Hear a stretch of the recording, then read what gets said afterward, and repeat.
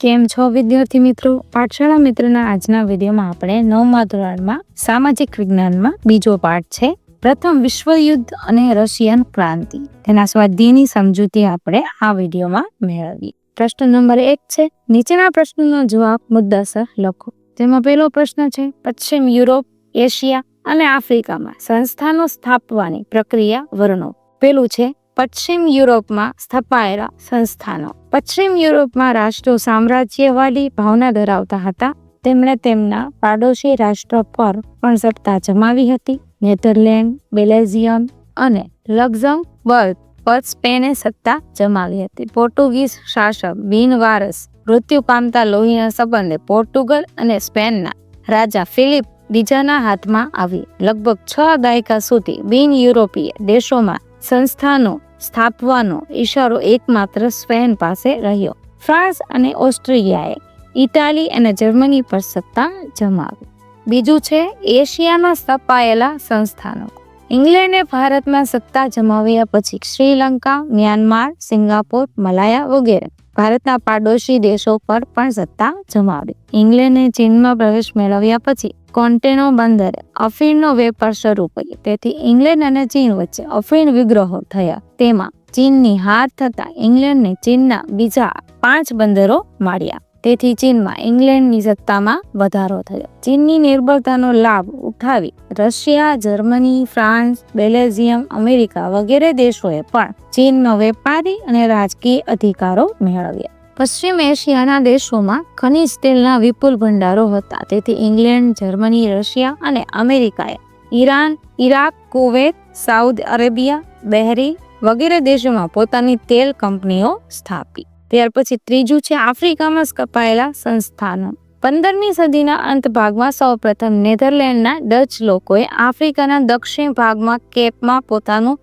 સંસ્થાન સ્થાપ્યું. ત્યાર પછી ઇંગ્લેન્ડે કેપમાં અને ફ્રાન્સે ઉત્તર આફ્રિકામાં અલ્જીરિયામાં સંસ્થાનો સ્થાપ્યા. બેલ્જિયમના રાજા લિયોપોલ્ડે કોંગોનો પ્રદેશ કબજે કરી ત્યાં પોતાની સત્તા સ્થાપી. ઇંગ્લેન્ડે ઇજિપ્ત તથા પૂર્વ આફ્રિકાના કેટલાક વિસ્તારોમાં તેમજ દક્ષિણ આફ્રિકા, નાતાલ, ટ્રાન્સવાલ વગેરેમાં પોતાની સત્તા સ્થાપી. ફ્રાન્સે ટ્યુનિશિયા, મોરોક્કો, પશ્ચિમ આફ્રિકાના પ્રદેશો વગેરેમાં પોતાનું રાજ્ય સ્થાપ્યું. જર્મનીએ પૂર્વ અને પશ્ચિમ આફ્રિકાના કેટલાક પ્રદેશોમાં પોતાનું સામ્રાજ્ય સ્થાપ્યું. ઇટાલીએ રાતા સમુદ્રની આસપાસ પ્રદેશો પર સત્તા જમાવી. સ્પેન અને પોર્ટુગલે આફ્રિકાના કેટલાક પ્રદેશોમાં પોતાના સંસ્થાનો સ્થાપ્યા. આમ ઈસવીસન 1880 સુધીમાં યુરોપના મોટા ભાગના દેશોએ એશિયા અને આફ્રિકાના ઘણા પ્રદેશોમાં પોતાના સંસ્થાનો સ્થાપ્યા. ત્યાર પછી પ્રશ્ન નંબર 2 છે, પ્રથમ વિશ્વયુદ્ધ માટે જવાબદાર પરિબળો જણાવો.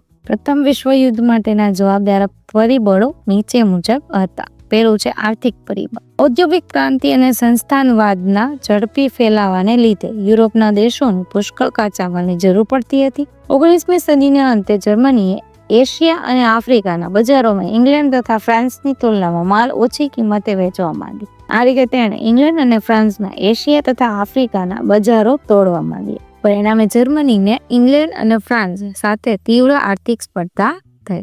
બીજું છે, લશ્કરવાદ. પાડોશી દેશોના આક્રમણના ભય અને શંકાથી England, France, Germany, Italy, Russia વગેરે દેશોએ સ્વરક્ષણ ના બહાના હેઠળ પોતાનો લશ્કર અને શસ્ત્ર સામગ્રીમાં વધારો કરવા માંડી. આમ આર્થિક સ્પર્ધામાં લશ્કરી સ્પર્ધા ઉમેરાતા યુદ્ધનું વાતાવરણ સર્જાય. ત્રીજું છે, જૂથબંધીઓ. ગુપ્ત સંધિઓ. ઈસવીસન 1914 પહેલા એક બાજુ જર્મની, ઓસ્ટ્રિયા, હંગેરી, બલ્ગેરિયા અને તુર્કીનું જૂથ, તો બીજી બાજુ ઇંગ્લેન્ડ, ફ્રાન્સ, રશિયા અને જાપાનનું જૂથ રચાયું. યુરોપની સત્તાઓ 2 જૂથમાં વહેંચાઈ ગઈ. આ બંને જૂથો વચ્ચે ઈર્ષા, દુશ્મનાવટ, આશંકા, ભય, તિરસ્કાર અને સંઘર્ષની સ્થિતિ સર્જાઈ, જે પ્રથમ વિશ્વયુદ્ધનું મહત્વનું પરિબળ હતું. ત્યાર પછી છે, ઉગ્ર રાષ્ટ્રવાદની ભાવના. બેલ્જિયમ અને ગ્રીસની સ્વતંત્રતા તેમજ ઇટાલી અને જર્મનીનું એકીકરણ થયું. યુરોપમાં આર્થિક ઈર્ષાઓ, ખેંચતાણો, પ્રતિસ્પર્ધાઓ અને સામ્રાજ્યવાદની અંતિમ વૃદ્ધિને કારણે એકબીજા રાષ્ટ્રોના હિતો ટકરાવા લાગ્યા. યુરોપના આગળ પડતા રાષ્ટ્રોએ પોતાની પ્રજાને ઉગ્ર અને આક્રમક દેશભક્તિના પાઠો શીખવ્યા. પોતાના દેશ માટે પ્રેમ અને બીજા રાષ્ટ્રો પ્રત્યેની ઘૃણાને ઉત્તેજન આપવા માંડી. જર્મનીનો સમ્રાટ કેસર વિલિયમ બીજો અત્યંત મહત્વાકાંક્ષી અને સામ્રાજ્યવાદી હતો. તે વિશ્વ પ્રભુત્વની નીતિમાં માનતો હતો. તે પોતાની પ્રચંડ લશ્કરી તાકાતથી ઇંગ્લેન્ડ અને ફ્રાન્સને ડરાવીને પોતાનું ધાર્યું કરવા ઈચ્છતો હતો. વિલિયમની નીતિએ જર્મની અને સમગ્ર વિશ્વને યુદ્ધના મુખમાં ધકેલી. ત્યાર પછી 5 મુજબ વર્તમાનપત્રોનો ફાળો. યુરોપના વર્તમાનપત્રોનો આકરા, ઉશ્કેરણીજનક, અતિશયોક્તિભર્યા અને જૂઠા લખાણોએ યુદ્ધની ભૂમિકા સર્જી. ત્યાર પછી 6 છે યુદ્ધ અંગેનું તત્વજ્ઞાન. યુરોપમાં બધે યુદ્ધ એ જ કલ્યાણની નીતિએ જોર પકડી. ટ્રીટસ્કે નામના જર્મન લેખકે શક્તિમાનને જીતવાનો હક છે અને યુદ્ધ એ રાષ્ટ્રીય જરૂરિયાત છે ના સિદ્ધાંતો પ્રચલિત કર્યા. નીત્શે નામના જર્મન લેખકે યુદ્ધને પવિત્ર કાર્ય ગણાવી. 7 છે તાત્કાલિક કારા. ઓસ્ટ્રેલિયાના રાજકુમાર અને તેની પત્ની બ્લેક હેન્ડ નામની સર્બિયાની ઉગ્રવાદી સંસ્થાના સભ્યએ ગોળી મારી હત્યા કરી. આ ઘટના પાછળ સર્બિયાનો હાથ હોવાનો ઓસ્ટ્રેલિયાએ આક્ષેપ મૂક્યો અને 48 કલાકમાં તેના ગુનેગારને પકડી ઓસ્ટ્રેલિયા સમક્ષ હાજર કરવાનું સર્બિયાને આખરી નામું આપ્યું. સર્બિયાએ પોતે આ ઘટનાથી અજાણ હોવાનું જાહેર કર્યું. ઓસ્ટ્રેલિયાએ સર્બિયાની દલીલ સાંભળી નહીં અને 28મી જુલાઈ 1914ના રોજ તેણે સર્બિયા સામે યુદ્ધ જાહેર કર્યું. આમ ઓસ્ટ્રેલિયાના રાજકુમાર અને તેની પત્ની ખૂનનો બનાવ પ્રથમ વિશ્વયુદ્ધનું તાત્કાલિક કારણ બન્યું. ત્રીજો પ્રશ્ન છે પ્રથમ વિશ્વયુદ્ધના પરિણામો લખો.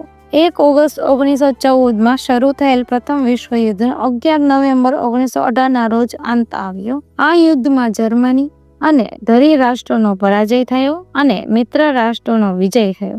પ્રથમ વિશ્વયુદ્ધના પરિણામો નીચે મુજબ હતા. પેલું છે જાનમાલની હાનિ. ઇતિહાસવિદ લેક્સમના જણાવ્યા પ્રમાણે યુદ્ધમાં 6.5 કરોડ લોકોએ ભાગ લીધો. તેમાં 1 કરોડ લોકો છે મૃત્યુ પામ્યા, 2 કરોડ લોકો ઘવાયા અને 70 લાખ લોકો કાયમી અપંગ બન્યા. યુદ્ધ પછી અસંખ્ય લોકો રોગચાળો અને ભૂખમરામાં મૃત્યુ પામ્યા. યુદ્ધના ખર્ચનો આંકડો ઘણો છે એ મોટો હતો. બીજું છે સામાજિક પરિવર્તન. વિશ્વયુદ્ધમાં મોટી સંખ્યામાં પુરુષો માર્યા ગયા હોવાથી યુરોપીય દેશોમાં પુરુષોની સંખ્યા ઘટી. આથી જીવનના અનેક ક્ષેત્રોમાં કામ કરવા માટે સ્ત્રીઓને આગળ આવવું પડ્યું. પુરુષોની કૌટુંબિક અને વ્યવસાયિક જવાબદારીઓ સ્ત્રીઓએ સ્વીકારવી પડી. ઘરની 4 દિવાલોમાંથી સ્ત્રીઓ બહાર આવી અને વ્યવસાયિક ક્ષેત્રે સફળતાપૂર્વક જવાબદારી સંભાળી. પરિણામે તેમના પુરુષ સમોવલી હોવાના આત્મવિશ્વાસમાં વધારો થયો અને તેમનામાં સમાનતાની એક ભાવના જાગી. યુરોપીય દેશોમાં સ્ત્રીઓએ મતાધિકાર મેળવવા માટે આંદોલનો કર્યા. યુદ્ધ દરમિયાન જીવન જરૂરિયાતોનું ઉત્પાદન ઘટ્યું હોવાથી યુરોપીય દેશમાં અછત, બેકારી, ભૂખમરો, હડતાલો, તાળાબંધી જેવી સમસ્યાઓ સર્જાઈ. લોકોને અનેક મુશ્કેલીઓ વેઠવી પડી. યુરોપના દેશોમાં બાળકોની સ્થિતિ દયનીય બની.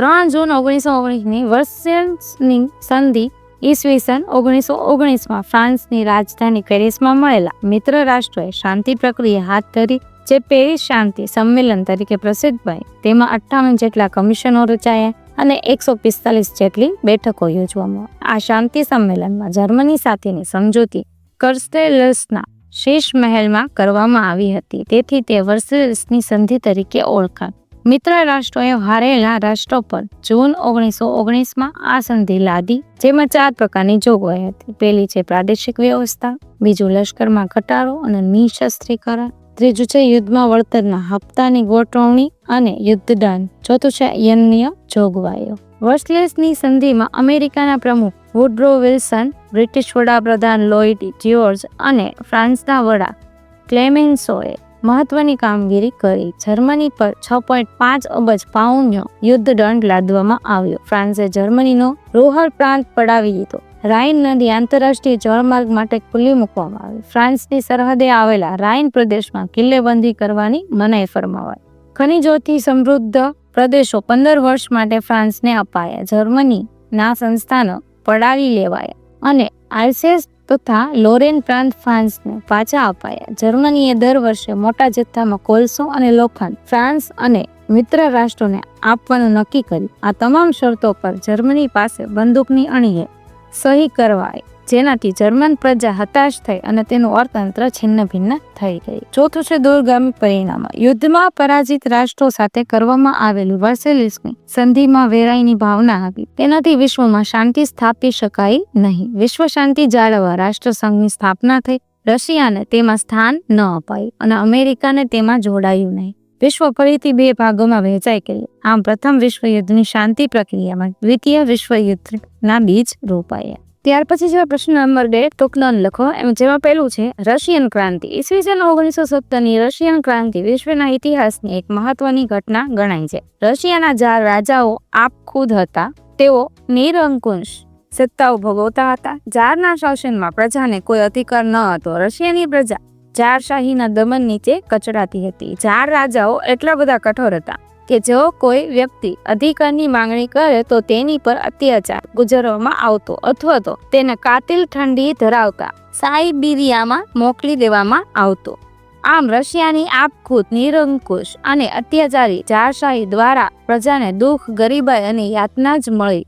રશિયાના ખેડૂતો, ખેતમજૂરો અને મજૂરોને મોટો વર્ગ રશિયાની સામંતશાહીથી કચડાતો હતો. તેઓ તેમના માલિકોના ખેતરોમાં કમરતોડ કાળી મજૂરી કરતા છતાં તેમને પૂરતું વળતર મળતું ન હતું. તેથી સ્થિતિ કંગાળ બની હતી. 22 જાન્યુઆરી 1905ને રવિવારના દિવસે સેન્ટ પીટર્સબર્ગના લોકો ફાધર ગેપોન નામના પાદરીના નેતૃત્વ નીચે વિશાળ સરઘસ કાઢીને ઝાર નિકોલસ બીજાને આવેદનપત્ર આપવા માટે તેને મહેલે ગયા. તે નિશસ્ત્ર હતા. કેટલાક લોકોને હાથમાં ઝારની છબી હતી જેમાં રશિયાનો ગોરો નાનો પ્રભુ ઘણું જીવો જેવા સૂત્ર લખેલા હતા. આ નિર્દોષ લોકો પર જ્યારે લશ્કર દ્વારા ગોળીબાર કરવાની હજારોને મારી નાખ્યા અને ઘાયલ કર્યા. સેન્ટ પીટર્સબર્ગના ઝારના મહેલ આગળનો બરફ લોહીથી લાલ થઈ ગયો. આ દિવસ લોહિયાળ રવિવાર તરીકે ઓળખાય છે. ઈસવીસન 1905માં રશિયા અને જાપાન વચ્ચે યુદ્ધ થયું જેમાં રશિયાનો પરાજય થયો. આથી જારશાહીની નબળાઈઓ ખુલ્લી પડી. રોષે ભરાયેલી પ્રજાને શાંત પાડવા ઝારે ડુમા બોલાવવાની જાહેરાત કરી, પરંતુ તે પ્રજાને સંતોષ આપે તે પહેલા જ તેને બરખાસ્ત કરી દેવાય. 8 માર્ચ 1917ના રોજ પેટ્રોગ્રાડના કામદારોએ હડતાલ પાડી. ઝાર નિકોલસ બીજાએ હડતાલ દબાવવા સૈન્ય મોકલ્યું, પરંતુ સૈન્ય ગોળીબાર કરવાનો ઇનકાર કર્યો. આ બનાવથી ક્રાંતિની શરૂઆત થઈ. જારશાહીના પતન પછી કેરેન્સ્કીના નેતૃત્વ નીચેના મેન્શેવિક પક્ષના હાથમાં સત્તા આવી. લેનિન માર્ક્સવાદી વિચારસરણી મુજબ શ્રમજીવીઓના વર્ચસ્વમાં માનતો હતો, જ્યારે મેન્શેવિક પક્ષમાં મધ્યમ વર્ગનું વર્ચસ્વ હતું. લેનિને બેલ્શેવિકોને ઉશ્કેરી નવેમ્બર 1917માં સશસ્ત્ર ક્રાંતિ કરી સત્તા પ્રાપ્ત કરી, જે સમાજવાદી બેલ્શેવિક ક્રાંતિ તરીકે જાણીતી બની. આમ રશિયામાં જારશાહીના 300 વર્ષ જૂના શાસનનો અંત આવ્યો અને પ્રથમ રશિયા જાર વિનાનું બન્યું. ત્યાર પછી છે બીજું પ્રથમ વિશ્વયુદ્ધની ઘટનાઓ. 1 ઓગસ્ટ 1914ના રોજ પ્રથમ વિશ્વયુદ્ધ શરૂ થયું. વિશ્વયુદ્ધ દરમિયાન વિશ્વના રાષ્ટ્રો 2 જૂથમાં વહેંચાઈ ગયા. મિત્ર રાષ્ટ્રોનું જૂથ, જેમાં England, France, Russia, Italy, Japan, Serbia, America વગેરે.